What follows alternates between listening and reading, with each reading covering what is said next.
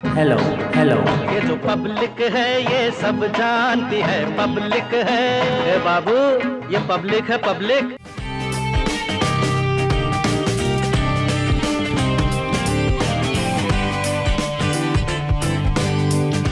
तो कानपुर में इस वक्त हम मौजूद हैं और चुनावी चर्चा हमारी जारी है और हम आप पहुंचे हैं बनारसी टी स्टॉल। कानपुर की ये पहचान भी है और यहाँ पर रोज़ाना बड़ी संख्या में लोग भी पहुंचते हैं। खास बात ये कि ये कल्याणपुर विधानसभा में पड़ती है और इस विधानसभा में हम ये भी जान रहे हैं कि आखिर पब्लिक इस बार क्या चाहती है। और हमारे साथ यहाँ पर कुछ लोग भी मौजूद हैं जो चाय का लुत्फ उठाने यहाँ पर पहुँचे हैं। आइए अपनी चर्चा की शुरुआत इन्हीं लोगों के साथ करते हैं और जानने की कोशिश करते हैं कि आखिर इस बार कानपुर का मिजाज क्या है और ख़ास तौर से जिस विधानसभा सीट की हम बात कर रहे हैं उसमें इस बार पब्लिक का रुख क्या रहने वाला है। सबसे पहले आपसे शुरुआत करेंगे, क्या नाम है आपका? मेरा नाम पवन गुप्ता है। पवन जी, किस तरीके से खास तौर से कल्याणपुर विधानसभा सीट में अभी हम मौजूद हैं, कैसे देख पा रहे हैं आपकी? लगता है कि कमल यहाँ पे दोबारा खिल पाएगा? जी बिल्कुल लगता है कमल यहाँ पे पुनः खिलेगा। पुनः हमें इसके साथ साथ इस विधानसभा के से टच करता हुआ पूरे प्रदेश में पुनः भारतीय जनता पार्टी की सरकार बनती हुई नज़र आ रही है। क्योंकि हमारे जो यहाँ से सीट बदलना क्यों चाह रही है नीलिमा कटियार? ये चर्चाएं हैं कि वो यहाँ से सीट बदलना चाहती हैं, जहानाबाद जाना चाहती है। ये चर्चा भाई साहब, हम लोग भी कार्यकर्ता हैं, हम लोग भी यहीं पे रहते हैं और कहीं ना कहीं हम लोग टच में भी हैं। ऐसा कुछ नहीं है, ये एक व्यूमर ऐसा फैलाया गया हुआ है, ऐसा कुछ नहीं है। ये नीलिमा जी यहीं से चुनाव लड़ रही हैं, यहीं पे अपनी तैयारी कर रही हैं। क्योंकि आए दिन वो भी परसों भी हमने फेसबुक के माध्यम से देखा था। कुछ होता है तभी तो इस तरह की बात भी सामने आती है, ऐसा कुछ है तभी बात सामने आ रही है। नहीं, ये जो है विरोधी पार्टी के जो लोग हैं वो इस तरीके की भ्रांतियां फैला रहे हैं कि नीलिमा कटियार जी जो हैं वो यहाँ से लड़ रही हैं, फतेहपुर से लड़ रही हैं, जहानाबाद से लड़ रही हैं। एक्चुअली है क्या कि जो लोग टिकट मांग रहे हैं, कुछ लोग नए भी जुड़े हैं तो वो लोग टिकट मांग रहे हैं, तो उनको ऐसा लग रहा है कि नीलिमा जी यहाँ से चली जाएंगी तो हमारा टिकट क्लियर हो जाएगा। अब 5 बार से तो हम लोग कल्याणपुर विधानसभा जो है भारतीय जनता पार्टी को जितवा रहे हैं। योगी जी और मोदी जी पूरे प्रदेश और देश का कर रहे हैं, इसमें कोई शक नहीं। भारतीय जनता पार्टी की सरकार पुनः बनने जा रही है और ये झूठे मक्कार बेईमानों के खिलाफ लड़ रही है और नौजवान भारतीय जनता पार्टी की तरफ देख रहा है। ये कह रहे हैं कि सरकार का काम काफ़ी रहा है, विधायक चाहे भले ही इतनी एक्टिव ना रही हो, तो क्या विधायक का एक्टिव होना या उसकी छवि या उसका काम महत्व नहीं रखता? देखिए, एक्टिव इनएक्टिव की बात नहीं है। आप ये देख रहे हैं कि एग्जिट शुरू है बीजेपी से, लोग निकल रहे हैं। क्यों निकल रहे हैं? आप ये दलील देते हैं कि इनका टिकट कटने वाला था, इस मंत्री को हटाने वाले थे, वो इनका टिकट में काटने वाला था, इसलिए लोग जा रहे हैं।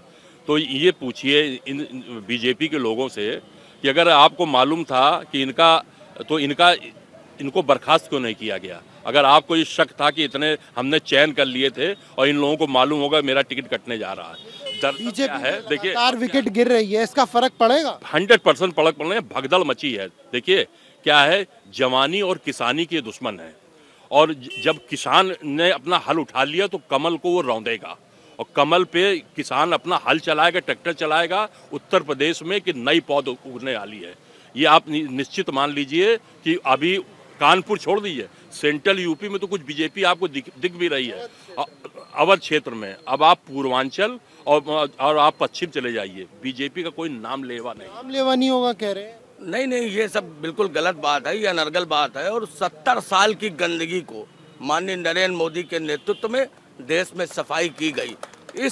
इन योगी जी से और मोदी जी से सिर्फ दुखी वही लोग हैं।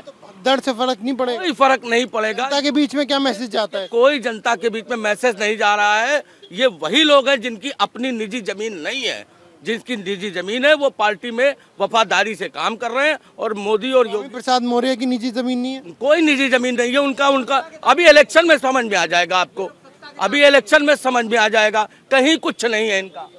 जिस तरीके से हम अगर कानपुर की बात करें तो क्या आपको लगता है कि बीजेपी अपना 2017 का जो उनका रिकॉर्ड है उसे दोहरा पाएगी या उसे बेहतर कर पाएगी?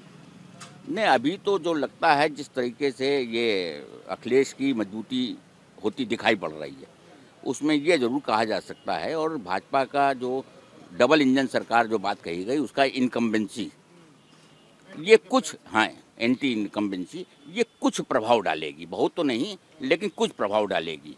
वो प्रभाव 20 सीटों का भी हो सकता है और 40 सीटों का भी हो सकता है, भाई इससे ज़्यादा मुझे अभी नहीं आपको दिखाई पड़ता है। और लड़ाई भी यूपी के अंदर सीधी लड़ाई सपा और भाजपा के बीच में होने की संभावना दिख रही है। इन बातों से माना जाए कि सरकार बीजेपी की दोबारा बन रही है? हाँ, बन रही है, मेरे हिसाब से तो बन रही है। आपको क्या लगता है, सरकार बीजेपी की दोबारा बन रही है या इस बार अखिलेश यादव कुछ मैजिक कर पाएंगे? देखिए, सरकार बीजेपी की दोबारा बनेगी। क्यों बनेगी, इसका सबसे बड़ा एक मेन रीज़न है कि इस सरकार ने आज हमारे हिंदू समाज को सेंट्रलाइज किया हुआ है। सबसे बड़ी बात यह है, और पूरे प्रदेश में जो 2017 में सरकार आई थी और जो सपा की सरकार चल रही थी उसमें गुंडागर्दी चरम पे थी, और पुलिस के मुकदमे लोगों पे भ्रष्टाचार चरम पे था, पुलिस पर मुकदमे लगाए जाए थे लोगों के ऊपर, तो ये सब चीज़ें बंद हो गई है। युवा जो कह रहे हैं कि उन्हें नौकरी नहीं मिल रही, उनको रोजगार के अवसर नहीं मिल रहे, पेपर रद्द किए जा रहे हैं, आपको नहीं लगता ये मुद्दे काफ़ी ज़्यादा अखिलेश के लिए और अखिलेश के जो समर्थक हैं उनके लिए ये फेवरेबल मुद्दे हैं? सबसे पहली बात मैं ये बोलना चाहूँगा, रोजगार का मतलब क्या सिर्फ सरकारी नौकरी होता है क्या? रोजगार का मतलब सिर्फ सरकारी नौकरी नहीं होता। आज मैं एक प्राइवेट ऑर्गेनाइजेशन में वर्क करता हूँ, मैं सैलरी पा रहा हूँ और मैं कोरोना के समय से पा रहा हूँ, मेरी ना नौकरी हटी ना कुछ हुआ है। लोग अगर नौकरी करना चाहे नौकरी है, लेकिन वो ये सोचते कि सरकारी नौकरी को ही रोजगार बोले। और अखिलेश के साथ में जितने भी लोग हैं, आपको और हमको बताने की जरूरत नहीं है कि वो लोग धरातल पे किस तरह से सपा को मतलब वो दिखाते हैं कि भाजपा का कार्यशैली एक होती है कि शालीनता के साथ, और सपा की कार्यशैली पूरी गुंडागर्दी के साथ होती है। गुंडागर्दी का आरोप लगता है समाजवादी पार्टी पर। आपको लगता है 2012 में गुंडागर्दी का माहौल था उस सरकार में? नहीं, बिल्कुल था, थोड़ा बहुत तो ये सरकार जो आई है योगी जी की, तो कहीं ना कहीं कंट्रोल में तो आई है यूपी की जो है गुंडागर्दी थी। और आने वाले समय में हमें ये लगता है कि लोगों की मानसिकता अब चेंज हो चुकी है। अब लोगों की मानसिकता में योगी और मोदी जी आ चुके हैं, और आने वाले समय में जो सरकार आएगी वो भाजपा की ही होगी। अखिलेश यादव तो कह रहे हैं इस बार मौका उन्हें मिलना चाहिए। इस बार मौका उन्हें मिलना चाहिए, लेकिन लगता नहीं है कि मौका उन्हें मिल पाएगा, क्योंकि जो पब्लिक का सिनेरियो, जो रेशियो दिख रहा है वो भाजपा की तरफ दिख रहा है, सपा की तरफ नहीं है। तो 300 यूनिट बिजली फ्री भी दे रहे हैं। अब वो तो एक अपनी तरफ अट्रैक्ट करने का एक तरीका है पब्लिक को, और बाकी तो हमें नहीं लगता कि ऐसा कुछ हो पाएगा। जो लगातार बात विपक्ष कर रहा है, और विपक्ष का ये कहना है कि किसान, महंगाई और बेरोजगारी ये बड़ा मुद्दा है, तो आपको लगता है ये मुद्दे रहने वाले हैं? सच्चाई ये है कि इस बार उत्तर प्रदेश का चुनाव जो सपने दिखाए गए थे, जो बताया गया था कि अच्छे दिन आने वाले हैं, 2 करोड़ नौजवानों को नौकरी दी जाएगी, ये हमने नहीं, इनके वीडियोस हैं, इनके फुटेज हैं, तो ये तो सर्वविदित हो गया है कि इस देश का प्रधानमंत्री सबसे बड़ा झूठा व्यक्ति है। इस जो आबादी है 130 करोड़ में जो पहला स्थान अगर मिलेगा झूठ बोलने में, तो इस देश के प्रधानमंत्री जी को, उन्हीं का अनुसरण करते हैं उत्तर प्रदेश के मुख्यमंत्री जी। सच्चाई ये है कि नियंत्रण नाम की कोई चीज़ नहीं, पुलिस के बल पर इन्होंने सरकार चलाई है। अब मैं आपको एक बताऊं, नौजवान साथी बैठे हैं, ये जो मोबाइल आप देखते हैं इससे फ़ोटो शूट होती है, पुलिस वाले करते हैं, और 1000 का चालान आता है। जिस स्कूटर की वैल्यू 10,000 है उसका चालान 16,000 पहुँच जाता है। ये जो इस तरह का उत्पीड़न हो रहा है, निरंकुश हो गए हैं।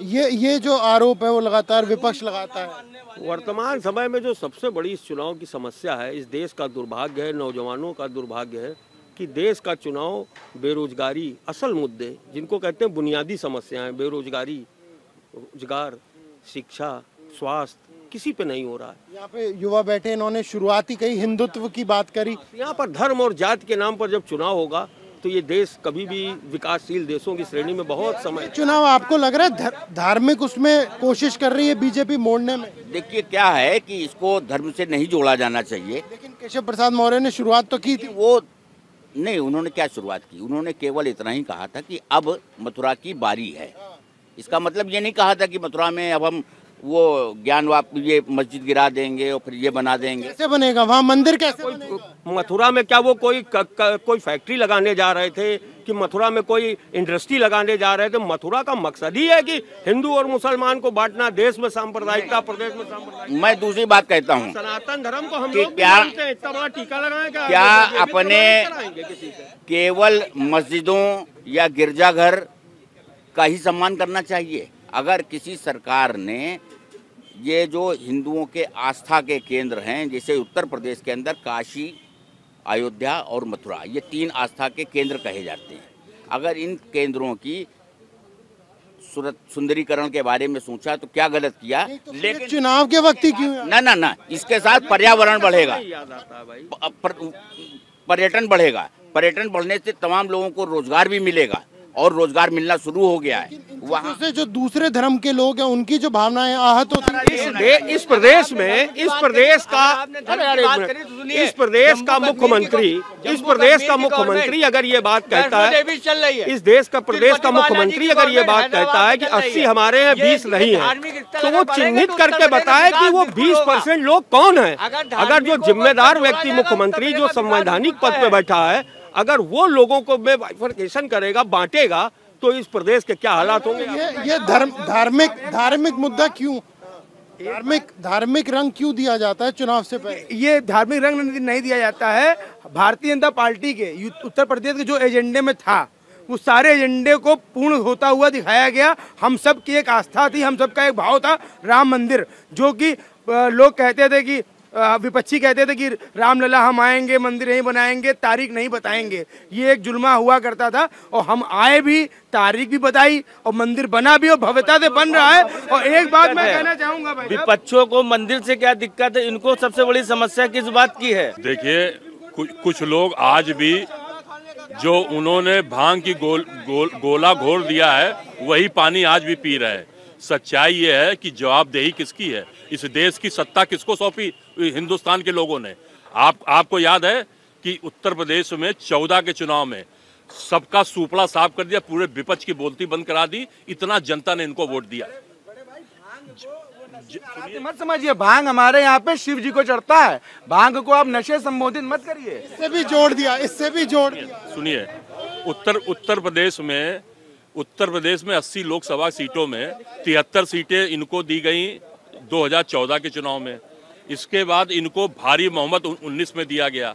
इनका प्रधान से लेकर प्रधानमंत्री तक बनाया गया। इस सरकार का लोगों की अपेक्षाएं बढ़ी हैं इस सरकार से। जो कॉलोनियां भारतीय जनता पार्टी की सरकार में बनी, वो हिंदू को भी मिली, मुसलमान को भी मिली। जो इनकी इसकी स्वास्थ्य की कोई योजना आई, वो हिंदू ने भी ली, मुसलमान ने भी ली।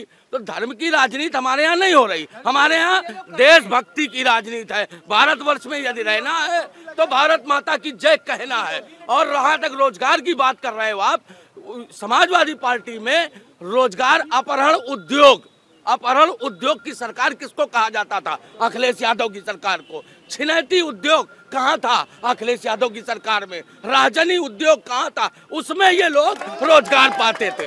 हिंदुस्तान का जो क्राइम इंडेक्स है, ये इंडेक्स भारत सरकार का है। सबसे ज्यादा क्राइम रेट जो है उत्तर प्रदेश अव्वल है, सारे प्रदेशों में सबसे अव्वल है। इसमें पुलिस को खुली छूट है। पुलिस ही इस सरकार को चला रही, संचालन कर रही है। व्यापारियों को पुलिस पकड़ के मारती है, चाहे वो गोरखपुर की घटना हो, चाहे किसानों के ऊपर ट्रैक्टर चलाने की घटना हो। देश का गृह राज्य मंत्री 3 दिन पहले ललकारता है और इसके बाद उसका लड़का ट्रैक्टर चलाता और गाड़ी से कुचलता है किसानों को। लोगों में इस सरकार के प्रति नफरत है। कहा जा रहा है इस बार ब्राह्मण वर्ग बहुत नाराज है योगी जी से। ये सारी भ्रांतियां हैं, ब्राह्मण वर्ग नाराज है। पहले मैं एक चीज बोलना चाहूंगा, इन्होंने बताया। आज तक आप ये बताइए, कभी आपने किसी ये बताइए ब्राह्मण वर्ग नाराज है? नहीं, ब्राह्मण वर्ग बिल्कुल नाराज नहीं। आपके सामने युवा कांग्रेस का मैं यूथ विंग का जिला उपाध्यक्ष था। आज से 1 महीने पहले मैंने डिप्टी सीएम के सामने सदस्यता ग्रहण करी, क्योंकि मैं इस विचारधारा को बिल्कुल अपने मन से संतुष्टित हूं कि जो भाजपा कर रही है वही कार्य होना चाहिए देश में। कांग्रेस से मैं आज मेरी पृष्ठभूमि कांग्रेस की थी। जा रहा है कि एक वर्ग को योगी सरकार ने विपक्ष लगातार ये बात कर रहा है, और यही वजह है कि कई बड़े नेता जो हैं ब्राह्मण वर्ग के वो सपा में शामिल हो चुके हैं। अगर आप डाटा उठाएंगे, सर्वे उठाएंगे, तो आप उसमें देखेंगे सिर्फ ब्राह्मण वर्ग के खिलाफ कार्रवाई नहीं हुई है, ठाकुरों के खिलाफ भी कार्रवाई हुई है, मुसलमानों के खिलाफ भी कार्रवाई हुई है, सिखों के खिलाफ भी कार्रवाई हुई है। आप सिर्फ आप मुस्कुरा रहे हैं, आप नहीं मुस्कुरा क्या रहे हैं। हमारा तो ये है कि चूंकि मैं कांग्रेस का एक सिपाही हूँ और हम लोग उत्तर प्रदेश में सत्ता की चाबी रखेंगे, ये बात बिल्कुल तय है। हम जहाँ चाहेंगे वहाँ सरकार बनेगी। चाबी ये रखेंगे। इनका पहलवान विदेश में है, इनका पहलवान युवराज जिसको ये कहते हैं, वो विदेश से चुनाव लड़ा रहा उत्तर प्रदेश का। जानकारी नहीं है, वो दिल्ली में है, वो दिल्ली में है। दिल्ली में और उत्तर देखिए कांग्रेस में कानपुर पे कभी दबदबा हुआ करता था कांग्रेस का, तो आखिर क्या हुआ कि पूरी तरीके से जो सुपड़ा है वो कानपुर में भी साफ हो गया? एक बार तो पूरे देश में लोकसभा कांग्रेस, उत्तर प्रदेश में कांग्रेस की सीट हमेशा कांग्रेस लोकसभा में जीत के ही जाती रही। एक बार तो पूरे देश में ऐसा भ्रामक माहौल बना कि ये देश अब सड़कों पर, पटरियों पर नहीं रह जाएगा, हवा में उड़ने लगेगा। तो उसमें तो बड़े बड़े हार गए थे, तो कानपुर से भी वो हार गए। लेकिन जो वोट ऑफ परसेंटेज कांग्रेस का कानपुर में रहा है वो लगभग कमोवेश उतना रहता है। ये अलग बात है कि कभी स्थितियां ऐसी बन जाती हैं, परिस्थितियां ऐसी बन जाती हैं कि उन वोटों से वो जीत नहीं निश्चित कर पाते हैं। लेकिन जिस दिन इस देश की और प्रदेश की जनता समझेगी, उस दिन उत्तर प्रदेश और पूरे देश में देखते हैं कि देश की प्रदेश संघ समझ पाएगी नहीं पाएगी। क्या लग रहा है इस बार कानपुर में क्या चीजें आपको दिखाई दे रही हैं? कानपुर में देखिए, कानपुर लोकसभा में 5 विधानसभा सीटें हैं, जिसमें 2 समाजवादी पार्टी के पास हैं और 1 में कांग्रेस और 2 में भाजपा है। इस बार समाजवादी पार्टी 5 में से 4 सीटें जीतने जा रही है और प्रदेश में समाजवादी पार्टी की माननीय अखिलेश यादव के नेतृत्व में सरकार बनने जा रही है। लेकिन कह रहे हैं कि गुंडागर्दी, अपहरण, बलात्कार, ये जो मामले हैं वो सपा सरकार में सबसे अधिक थे। तो आपको लगता है ये जिस तरह की एक बीजेपी लगातार प्रोपेगेंडा जो है ये चला रही है, इससे इमेज को काफ़ी ज़्यादा जो सपा की मौजूदा पार्टी है उसे काफ़ी नुकसान पहुंच रहा है? देखिए ऐसा है, आरोप प्रत्यारोप राजनीति का एक हिस्सा है और आंकड़ेबाजी में भाजपा से आगे कोई नहीं है। हर चीज़ में आंकड़े भाजपा दिखाती है और गुंडागर्दी, और ये एक माननीय श्री अखिलेश यादव जी के नेतृत्व में जब सरकार बनी 2012 में, तब से लेके और 17 तक जितने विकास कार्य समाजवादी पार्टी की सरकार में हुए हैं वो वर्तमान की भाजपा सरकार में नहीं हुए। कहना इनके ही कामों का फीता काटते। कोई इनके कामों का फीता नहीं है। आपने उद्घाटन किया या फर्जी एक फाइल बना के रख दी, केवल गुंडों को बढ़ावा देने का काम समाजवादी पार्टी में हुआ। कहने तो नहीं होता है। एक बात मैं कहूँगा, जिस राजा का प्रचार प्रजा करती है तो वो राजा हमेशा ही महाराजा बनता है। और आज आप बहुत बड़ा चैनल है आपका, इंडिया टीवी बहुत बड़ा चैनल है। आपने आज एक कानपुर की धरती पे, आप पूरे प्रदेश की धरती पे गए होंगे। हमको लगता है कि जहाँ पे नेता आपको नहीं मिल रहे होंगे, वहाँ पे आम जनमानस आपको योगी जी और मोदी जी के लिए कह रहा होगा। वो उनकी कार्य प्रणाली पे है। प्रजा सपा के साथ, सपा के साथ प्रजा नहीं है। इसलिए नहीं है क्योंकि सपा के साथ रह के वो देख चुकी है, उसने मुंह की खाई है। लोग घर दे कोरोना जैसी महामारी देश में दोबारा पहले कभी नहीं आई है। उससे बड़ी महामारी लहर आ रही प्रदेश में। उत्तर प्रदेश में अगर योगी जी की सरकार न होती तो इस कोरोना में हम जब यहाँ पे कोरोना में मैनेज हुआ था। ऐसा है कि जैसे हमारे छोटे भाई ये कह रहे हैं कि इस प्रदेश में योगी जी की सरकार ना होती तो कोरोना महामारी शायद और विकराल रूप ले लेती।